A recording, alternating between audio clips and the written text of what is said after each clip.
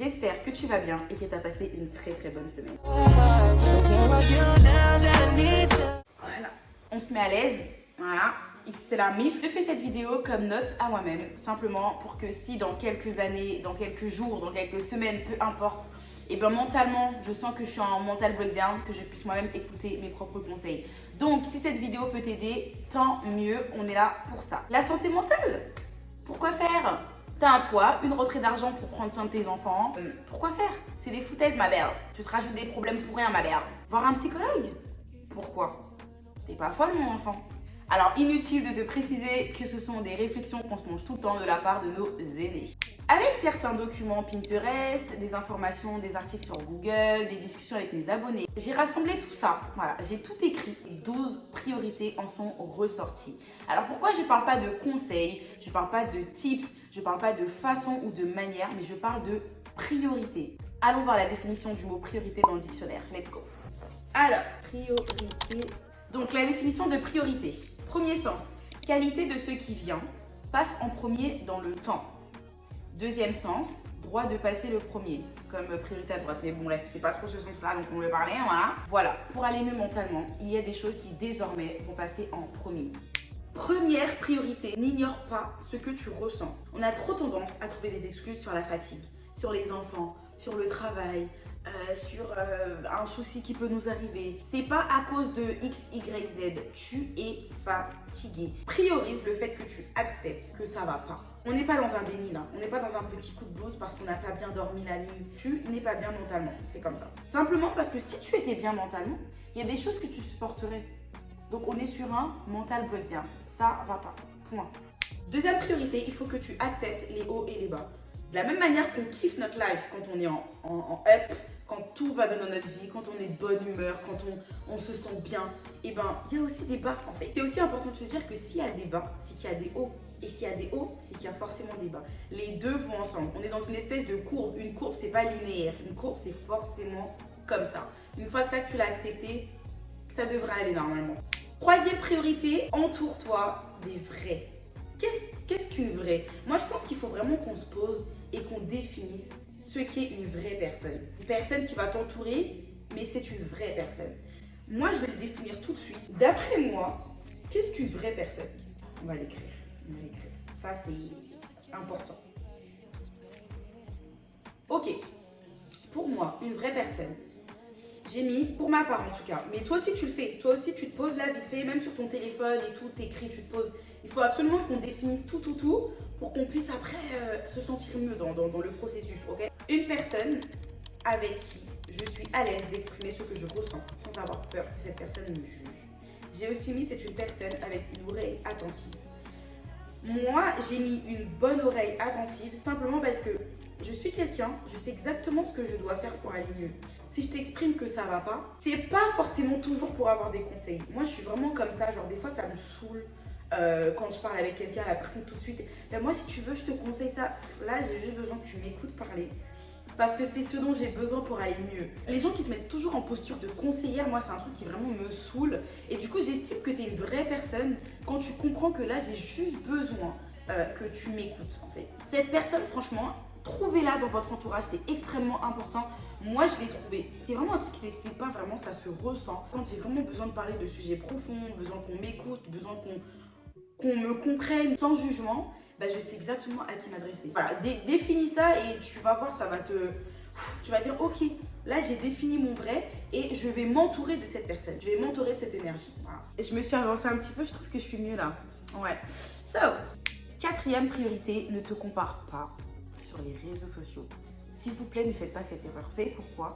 Moi, je le faisais, mais c'était une fâcheuse tendance que j'avais à me comparer sur les réseaux sociaux. Et en fait, c'est pas évident de ne pas se comparer sur les réseaux sociaux. Parce que des fois, tu vas t'identifier à une personne. Et cette personne, tu vas la voir réussir. Mais toi, tu n'arrives pas à réussir. Tu vois juste à travers ce qu'elle projette, en fait. Mais la personne, tu ne connais pas sa vie. Sur les réseaux sociaux, vous ne connaissez pas la vie des gens. Vous savez à quel moment, moi, j'ai arrêté de me comparer aux gens? Le jour où je me suis lancée sur YouTube et je commençais à recevoir des messages de filles qui me disaient « Avila, je veux être comme toi. » Ma belle, tu veux être comme moi là? la manière dont ma vie c'est une catastrophe, tu veux être comme moi. En fait, c'est normal que tu veux être comme moi parce que je te montre que les bons côtés de ce qui se passe dans ma vie. Mais si je te montre le côté catastrophique, la partie de l'iceberg que tu ne vois pas, ma belle, tu ne voudras pas être comme moi. Les gens que tu vois sur les réseaux sociaux, tu as envie d'être comme eux. Tu te compares eux, tu te dis ouais mais regarde eux leur vie, regarde ma vie, non. Qu'est-ce que tu en sais de ce qui se passe dans leur vie? Leur vie, ça se trouve, est plus catastrophique que toi. Le jour où j'ai compris ça, le jour où j'ai eu ce genre de message, je me suis dit meuf, tu vas arrêter de te comparer aux gens parce que tu ne connais pas la vraie vie des gens. De la même manière que les gens ne connaissent pas ma vraie vie. La partie sombre que je ne montre pas. Voilà. Et ben, ces gens-là voulaient être comme moi. Tu veux être comme moi? Tu veux être comme moi sur les réseaux? Ou tu veux être comme moi dans ma vraie vie? La manière dont ma vraie vie, elle est. Vous voyez ce que je veux dire? Bon, j'abuse un peu, j'ai pas non plus une vie catastrophique, même au contraire, voilà, mais... Ce que je veux dire, c'est que dans la vie, on a des difficultés comme des facilités. Et ces difficultés-là, on ne les montre pas toujours. On va pas se mentir, c'est pas des choses qu'on montre. Je pense qu'on ne le répétera pas assez en fait, que les réseaux sociaux, c'est pas la vraie vie. Mais en fait, c'est réellement pas la vraie vie. Genre, ce que je vais te montrer sur les réseaux sociaux, c'est pas ma vie. C'est-à-dire, dans 24 heures sur 365 jours de l'année, tu vois que des slides de 10 secondes, tu vas voir des photos. Tu ne vois pas ma vraie vie. Moi, j'ai tendance à faire des réels un peu esthétiques et tout parce que c'est ce que j'aime, c'est ma vibe. Mon backstage. Si je te montre mon backstage, tu vas dire ok en fait. Le réel, il est juste esthétique. Sa vie ne l'est pas. Pendant que je suis en train de montrer mon beau petit déjeuner, mon porridge, en attendant là, il y a du miel partout.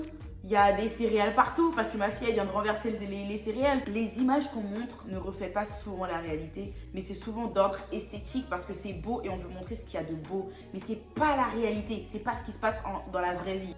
5e priorité, fais-toi passer en priorité. Oui. Ce matin, j'avais un rendez-vous. Et bien finalement, ce rendez-vous, je me suis rendu compte qu'il me demandait beaucoup trop de logistique, beaucoup trop d'énergie. Et au final, c'est pas un rendez-vous qui m'aurait apporté tant que ça dans ma vie de tous les jours, donc j'ai annulé. Et c'est ok. N'accepte pas qu'on te sollicite quand tu n'en as pas envie. Si cette sollicitation ne t'apporte rien, au contraire t'épuise moralement, mentalement et physiquement, t'en as pas envie, tu dis que tu n'en as pas envie. Un autre jour, en quelques jours, où je te tiens au courant de la date, de l'heure, etc. Mais ne te force pas à être sollicité en fait. Et un truc qu'on voit souvent sur les réseaux sociaux, c'est quand par exemple tu as un rendez-vous date, restaurant avec quelqu'un et à la dernière minute tu n'as plus envie, on se dit oh là là, on se force à y aller. Et ben ça aussi pareil. Genre techniquement le restaurant c'est vrai que c'est censé te faire du bien.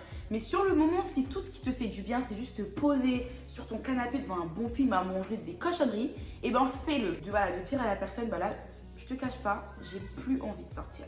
C'est ok, il faut que tu te fasses passer en priorité. Si je sais que cette décision va me faire du bien, eh ben je vais la prendre parce qu'elle va me faire du bien. Surtout qu'en plus, quand tu es dans une démarche d'aller mieux mentalement, ok? Ah gars, moi je dis 2023, je suis en quête de la meilleure version de moi-même. S'il y en a, vous ne me reconnaissez pas. S'il y en a, ils se disent ah, Villa, elle a changé. Eh ben c'est pas grave, je suis en train de changer pour être la meilleure version de moi-même. Donc moi je pense vraiment, au lieu de vous tuer à vous dire ah Villa, elle a changé, elle n'était pas comme ça, commencez à vous habituer à cette nouvelle version parce que c'est la vraie version de moi-même et ce sera la meilleure. Ah, je vous le dis les gars. 6e priorité, fais une liste des choses dont tu as la gratitude. Je ne sais pas si ça se dit comme ça, mais voilà.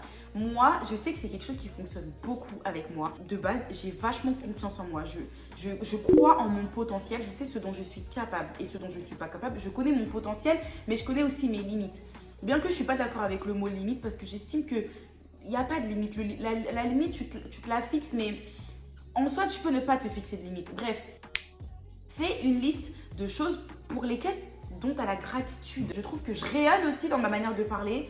Je suis une personne, quand je rentre dans une pièce, je marque les esprits parce que je suis quelqu'un de très jovial, de rayonnant, la manière dont je parle, comment, le ton de ma voix, etc. C'est quelque chose que je sais. Je suis une personne intelligente, oui, parce que je suis quelqu'un d'ambitieux. Donc une personne, moi je pense que justement quand tu es ambitieux, tu es forcément intelligent parce que tu es toujours en quête de ce que tu peux apporter de mieux dans ta vie, etc. Et moi je sais que je suis comme ça. Et donc c'est quelque chose que je me répète tout le temps. Je suis belle, je suis intelligente, je peux aller en quête de la meilleure version de moi-même. Je sais ce qui peut être bon pour moi. Je suis une personne joviale, j'apporte beaucoup de positif autour de moi, etc. En fait, toutes les choses positives que je sais à propos de moi, Eh ben, je le récite, je le dis à voix haute, je le dis. Hypez-vous. Ah, aujourd'hui, je suis quelqu'un. Ah, aujourd'hui, je suis belle. Quand tu fais une story, t'aimes bien comment t'as l'éloquence dans cette story. J'aime bien comment je parle. Tu ne te hypes pas, qui va le faire à ta place? Les gens vont te hyper sur les réseaux sociaux, bien évidemment. Mais toi aussi, fais-le. Toi aussi, hype-toi. C'est encore mieux de se hyper soi-même, tu vois. Genre de te dire... je suis quelqu'un en fait, tu vois. En fait, c'est censé sortir de toi-même en fait. T'as forcément de la gratitude, que ce soit t'es heureuse d'avoir tes enfants, tu remercies Dieu pour la vie. Et ben tout ça c'est de la gratitude, c'est des choses pour lesquelles t'es contente d'exister sur Terre, tu vois. Une autre priorité, entretiens un journal. Alors un journal, c'est pas un journal intime, bien que ça peut être aussi le cas. Entretiens un bullet journal. Ce que c'est simplement... c'est comme un agenda, un calendrier, etc. Mais dedans, il peut y avoir plusieurs choses. Tu vas avoir un espace où tu écris tes to-do du jour, un espace où tu peux écrire les gratitudes du jour. Toi, quand tu veux devenir quelqu'un, quand tu as des vrais projets, des objectifs et tout, vraiment un journal de bord qui va te servir en fait pour pouvoir évoluer dans le temps en vrai. Je l'appelle un journal de bord maintenant parce que c'est vraiment un journal. Le matin, je me réveille, je consulte mon cahier quoi. Enfin, c'est primordial. Et je note, appeler la CAF, photocopier tel truc, scanner tel document. Je trouve que ça donne du sens à ta journée, ça donne du sens à tes objectifs. Tu peux te visualiser en fait dans le temps. Par exemple, tu as un objectif et pour réaliser cet objectif, tu vas mettre en place quelques actions. Et bien, tu vas cocher au fur et à mesure et c'est hyper jouissif en fait, vraiment de voir que tu vas bientôt atteindre ton objectif et tout parce que tu coches et tout. Enfin bref, c'est génial. Autre priorité, expose-toi au soleil. Moi, j'ai de la chance d'avoir une terrasse. Je sais qu'on n'a pas tous une terrasse, mais je pense qu'on a au moins un balcon. Si tu n'as pas un balcon, tu as au moins un endroit chez toi où le soleil passe. Si c'est toujours pas le cas, tu es à l'extérieur. On a quand même tous un extérieur. Quand je dis un extérieur, on a tous un parc à côté de la maison. On a tous un endroit où il y a du soleil, où tu peux clairement t'asseoir et t'exposer au soleil. Il y a tous un banc pas très loin de chez soi où le soleil il tape quoi. Pourquoi c'est essentiel de s'exposer au soleil? On va regarder sur Google. On va taper sur Google s'exposer au soleil. Donc j'en parlais à une abonnée qui me disait que c'était super important de s'exposer au soleil et du coup, pourquoi?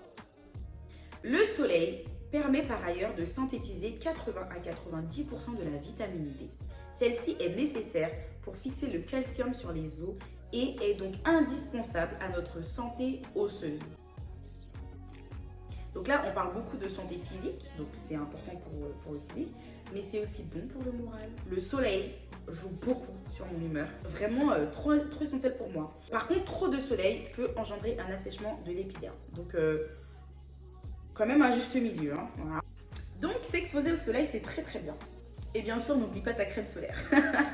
Autre priorité, hydrate-toi. Donc, hydrate-toi extérieurement, donc en buvant de l'eau. Hydrate-toi intérieurement quand on parle de la skincare. Par exemple, le fait de prendre soin de sa peau, c'est hydrater sa peau. Je parle pas que de la peau du visage, enfin, je parle pas que du visage, mais ça peut être la peau du corps en fait. Les bons produits hydratants pour s'hydrater la peau, les jambes. Autre priorité, pratiquer une activité physique. Je parle bien d'activité physique et pas forcément du sport parce que c'est vraiment pas la même chose. Vraiment, c'est juste le fait de bouger. Parce que je pense que quand tu es maman de 3 enfants, 4 enfants, 5 enfants ou même un enfant, tu bouges. Mais je parle vraiment de prendre ce temps pour toi, tu vois. De se dire, moi c'est vraiment quelque chose que j'ai fait une fois, de la marche. Bon après celles qui savent, hein, je suis inscrite à la salle de sport et tout, donc je fais du sport. Non vraiment c'est quelque chose qu'il faut prendre. Voilà, tu sors dans l'objectif d'aller marcher. Là le mois d'avril je reprends le sport. Autre priorité pour celles qui kiffent cuisiner, prépare un bon petit plat. On n'est pas sur un plat top chef, ça peut être un plat salé, un plat sucré, un truc qui fait que tu peux te sentir mieux mentalement. Simplement parce que c'est un moment où tu penses à rien, tu penses juste à cuisiner, après tu sais que tu vas déguster ton plat. Et dernière priorité, prendre du temps pour soi. Voilà, je vous laisse faire ce que vous voulez pendant ce temps. Juste prendre du temps pour soi. Voilà, tu fais ce que tu veux. En tout cas, je remercie les abonnés de m'avoir aiguillé sur certaines choses, ce que vous faites déjà. Merci à Pinterest. Pinterest, c'est mieux Google, je vous le dis tout de suite. Donc voilà, cette petite vidéo, c'était une note à moi-même. Donc Avila du futur, si tu regardes cette vidéo, sache qu'après avoir énuméré et trié ces 12 priorités, techniquement, tu es censé mieux aller, d'accord? Donc, tu vas mettre tout ça en application pour aller mieux mentalement, ok? Et surtout, n'oublie pas une chose, ne te laisse pas faire. Ne te laisse pas faire par la vie. La vie veut nous choper par notre callback. On ne se laisse pas faire par la vie. Donc là, nous sommes le 20 mars et je vais faire mon mood board du mois d'avril. C'est parti. Pour commencer ce mood board, je vais d'abord énumérer mes objectifs du mois d'avril, donc ce que j'aimerais vraiment faire pour le mois d'avril. On est sur des petits objectifs ou même des gros objectifs, ça dépend. J'utilise Notes, donc avec iCloud, je vais mettre objectif avril. Juste ici, ça donne ça. Donc on va établir une liste. J'aimerais complètement aménager mon salon. Ensuite, ce que j'aimerais faire d'un point de vue professionnel, reprendre le travail avec un autre état d'esprit. Ça, je me le note comme objectif parce que je vais devoir mettre en place des actions pour que je puisse reprendre le travail avec un état d'esprit différent. Reprendre le travail. Pour la petite histoire, je suis en CDI, j'ai fait une demande de rupture conventionnelle qui m'a été refusée. Donc concrètement, je suis un peu bloquée dans mon travail. Et en fait, il faut absolument que pour aller mieux, je puisse voir le travail comme quelque chose de différent. Il faut que je puisse avoir un autre mindset sur mon travail. Donc ça peut m'aider à aller mieux. Parce qu'en fait, il y a des projets que j'aimerais réaliser et je me dis en fait, je peux le réaliser qu'avec ce contrat. Donc, il faut que je puisse, dans ma tête, me dire, ok Villa, c'est vrai, t'en as marre de ce travail, mais n'oublie pas tout ce que, administrativement parlant, tout ce que ce travail peut t'apporter. Vous voyez, mon mindset, il est déjà différent. Donc déjà, ça peut m'aider à bien tenir si j'ai cet objectif en tête. Okay. J'aimerais me faire un date solo. Soit food crawl, mais il faut que je re-regarde ma vidéo sur 12 idées de date solo. Soit un food crawl, soit ça va être genre un spa, un truc comme ça. Voilà. Au niveau de mes business, j'aimerais redéfinir chill and good time. Parce qu'en fait, il faut savoir que chill and good time, je veux en vivre. D'accord ? À partir du moment où tu veux en vivre, on n'est plus sur du bénévolat, où tu fais genre des bails de 15 € la place, c'est fini. Donc, il faut que je puisse refaire tous mes calculs de dépenses, etc. et savoir combien je vais facturer la place maintenant pour pouvoir rentabiliser ce business. Ok ? Non, ça y est, à la base, vous vous rappelez, Chill and Good Time, c'était un truc que j'ai lancé comme ça. Guys, ça vous dit on fait des pain parties? Ok, go, sans réfléchir et tout. Maintenant que c'est devenu vraiment sérieux, du coup, je redéfinis le concept et je vais le professionnaliser. Professionnaliser Chill and Good Time. Maintenant pour YouTube. Le truc avec YouTube, c'est que je me dis les 2500 abonnés que j'ai, et ben je les chouchoute parce que du coup, je suis pas en mode il faut que j'ai ça, et après je ferai ça. Non, même avec mes 2500 abonnés, j'ai l'impression qu'on a un petit cercle entre nous. Vous regardez régulièrement mes vidéos, on papote et tout, je vous raconte ma vie, je vous confie des choses. Genre vraiment, j'ai l'impression qu'on est entre nous. C'est un truc de ouf. Bref, donc j'aimerais quand même atteindre certains objectifs sur YouTube, donc 3000 abonnés, et j'aimerais sortir de ma zone de confort, c'est-à-dire faire un montage un peu plus différent que d'habitude. Je vais me comprendre. Ah oui, avec Chill and Good Time, j'ai prévu là un ciné-débat. Donc je vais quand même mettre dead mon ciné-débat en fait. Dead mon ciné-débat. J'ai pas le choix. Je dois dead.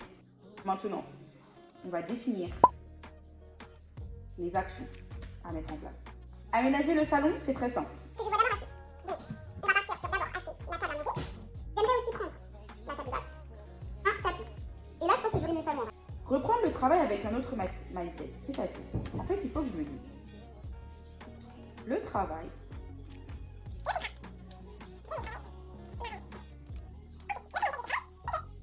ensuite, le solo date, c'est très simple. On va faire food crawl. Je vais mettre un budget de 60 €. Je trouve que 60 € c'est très bien. Parce que du coup, ça fait que je vais prendre l'entrée dans un restaurant, le plat dans un autre restaurant et le dessert dans un autre restaurant. 60 €, c'est correct. Ouais, donc je vais mettre un budget de 60 € de côté. Redéfinir le concept de Chill and Good Time. Donc, ça va passer par des visuels. Ça va partir sur discussion avec La directrice artistique qui méthode coloniale. Entourez-vous des gens qui vous sont utiles, les gars. Pas des gens qui vous servent à votre vie. un planning éditorial. Ah oui.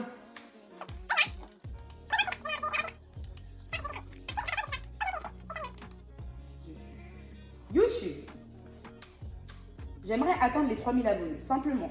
Les 3000 abonnés, c'est facile de les... Enfin, facile. Qu'est-ce que je viens de dire? Qu'est-ce que je viens de dire? 3000 abonnés, c'est facile. La demi-heure, je devrais vas-y, là. Crois-moi. J'ai bossé. Mon thé froid, là, devenu un iced tea. Les 3000 abonnés, en fait, c'est pas que c'est simple. Pour continuer à générer des abonnés sur YouTube, c'est simple. Il faut simplement être consistante, en fait. Donc, on va écrire en gros, consistante. Je le suis déjà. Je suis plutôt fière de moi, les gars, je vous avoue. Parce que je poste tous les dimanches. Et ça depuis des semaines. Et je n'en démords pas. Donc consistante est plus important que la perfection. On s'en fout d'être parfait. On s'en fout. Ensuite, sortir de ma zone de confort. En fait, j'aimerais faire un montage plus différent. Plus de montage travaillé. En fait, je vais faire un montage un peu plus travaillé. Voilà, c'est le terme. Et dernier objectif, j'ai mon ciné-débat, c'est-à-dire faire un call avec l'intervenante. Voilà, ça, ce sont mes objectifs pour le mois d'avril. Le mois d'avril va être un mois riche en émotions, riche en projets. Simplement parce que j'ai 2 événements au mois d'avril. Et du coup, va falloir que je me donne à fond. Ça sert à rien de se fixer 15 000 objectifs pour un mois. Parce qu'après, on n'y arrive pas. Tu peux pas te mettre 15 000 objectifs pour 30 jours. C'est pas possible en fait, c'est pas réaliste. Bref, c'est pas nécessaire. Là, je l'ai fait rapidement avec vous. C'est pas vraiment quelque chose de... J'ai pas fini parce qu'en fait, les actions, tu peux te les mettre aussi tout au long du mois. Hein, voilà. Des fois, tu as mis cette action-là, en fait, tu te rends compte que, bah, bof, en fait, c'est pas cette action-là qu'il faut, mais l'autre action, toi, tu modifies quoi. On va passer au vision board, c'est parti.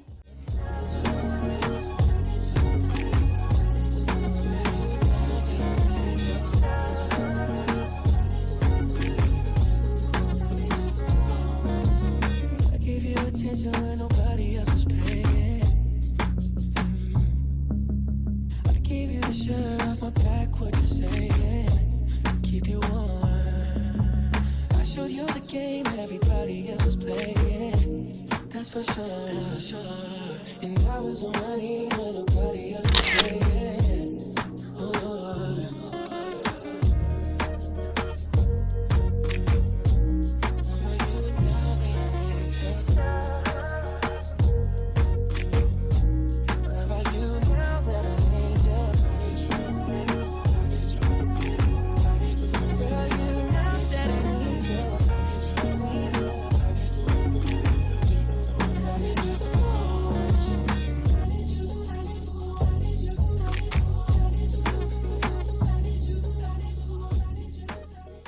Bon, je n'ai pas pu faire la conclusion que je souhaitais parce que mon rôle de mère me rappelle à l'ordre. Ça a été un plaisir pour moi de la faire avec vous, ça m'a encore plus motivée. Faites-moi absolument un retour en commentaire, genre je veux savoir quelle est votre priorité quand mentalement ça va pas. Quelle est votre priorité, qu'est-ce que vous faites vous d'abord en premier? J'attends ton retour en commentaire. En attendant, je te fais des gros bisous et on se retrouve pour une prochaine vidéo. Bisous!